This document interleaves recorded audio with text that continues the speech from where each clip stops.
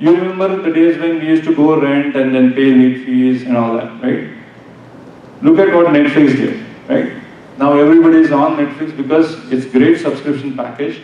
You get to use a lot. Electricity payments to a large extent are subscription like. There is a slab payment. You get to pay or save based on how more or less you do. But consider if this is an option in your business. If you're not, then a lot of us came from software world. Same issue was there. Licenses used to expire every year. You had to upgrade. The new versions were expensive.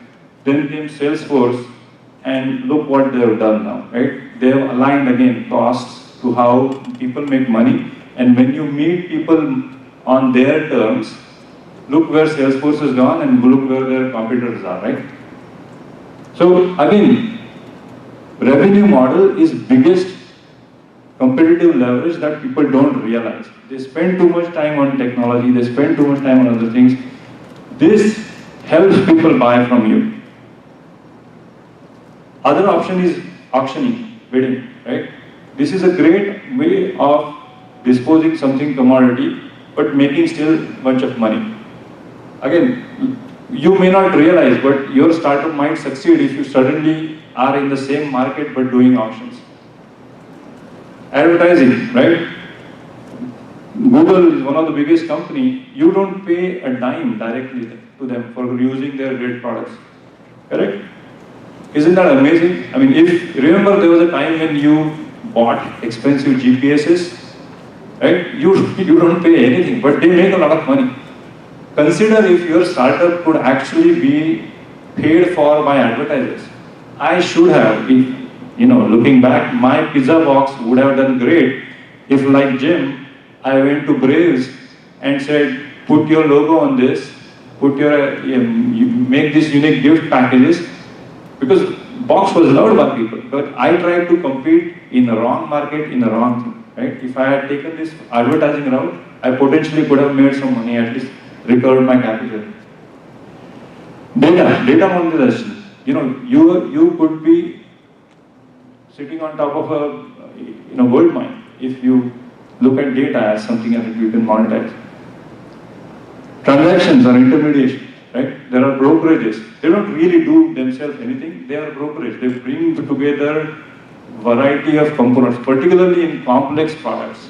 Like if you want to buy insurance for this particular building, it's going to be so complicated that one person doesn't know what all different insurances this hospital, right?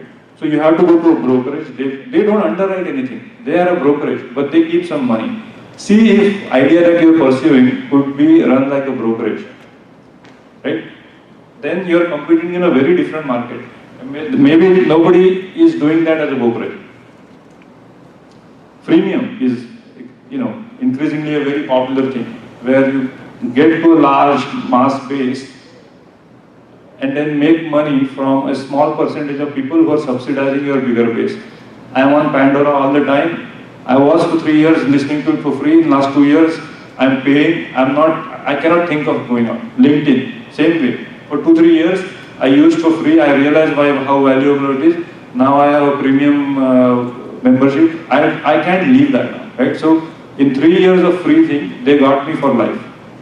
See if premium is a good option for you. You guys know about this razor blades? They actually undercut their own razor prices and make very little margin on the blades, but because you become dependent on that and they sell only in pack of 10, they make a lot of money, correct? So again, see where by meeting customers on different terms, by solving a problem beyond razor, right? This solves my problem of cash flow. How I want to pay for blades. It's not solving the problem for razor which has been solved for 100 years. So there is a different problem that they are solving, and see what they are doing. They've captured you, right? Once you buy an HP, you're stuck with them because you have to buy those cartridges from them. This is the reverse model of that. Right? They make less money on the Kindle or the device. They make more money on what you can download on it. Correct? So there are Again, it solves a very different problem. I am a book lover, want to carry books, but there are 60 other people who are doing this. How do I still make money? Make money by playing with these things. So, point of telling you all this is, I, as a strategist now, look at this as a toolkit. I don't do absolutely a single dollar in Cognizant doing what Cognizant does for bread and butter. All my money comes from alternative ways of doing. I can't tell you more because this is not a Cognizant sponsored program. But I don't make a single dollar by selling man hours. I look at this, I package something into these things, and there's incredible amount of value in it. So with that, I'll stop. Any questions? Thank you for the presentation. It's very helpful. But I feel that a lot of information is more biased towards selling and buying products. If you could please tell us something where we can advertise our service. To give you a background, I'm in healthcare. I'm a physical therapist. So if this has to apply for something like providing a service for people, how would that be? Yeah, the question was, this is about physical products, buying and selling physical products. How does it apply to your service, which is physical therapy or any service? I guess the whole point that I was trying to make is, I am in services business. 99% of Cognizant revenue comes from services. You can look at physical therapy being sold without a payment that goes based on how many hours you work. Your knowledge being packaged in these things. For example, I'll give you just one example. You are a physical therapist. Potentially, most physical therapists earn money by doing a service. They go there, alternative way for you to make money would be write a blog about physical therapy and what it can do and how sitting for hours can be a bad thing. And in that blog, you can have an Amazon affiliate kind of capability where within your blogs, you sign up with Amazon affiliate. Amazon figures out based on your blog what potential things they can promote. If people buy from your blog, you get some money, right? So that's it's sort of affiliate / advertising / so if you are a physical therapist, you want to make money beyond services, there are ways to do it. If I am answering your question right. There are alternative ways for you to look at making money. If you think of yourself as a startup and your business. Right? Thank you. Sure.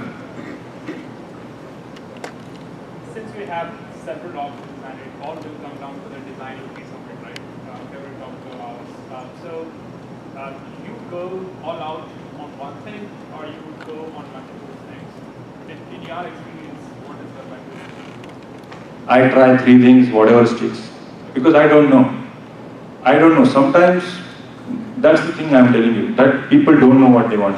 Okay? You try 3 things, they will say, oh, you know what, this was always a problem. I never realized. I'm glad you are making it for me. What they will pay for, I can't predict. So I go with 3. No, I'm talking about the revenue. Yeah, revenue model only.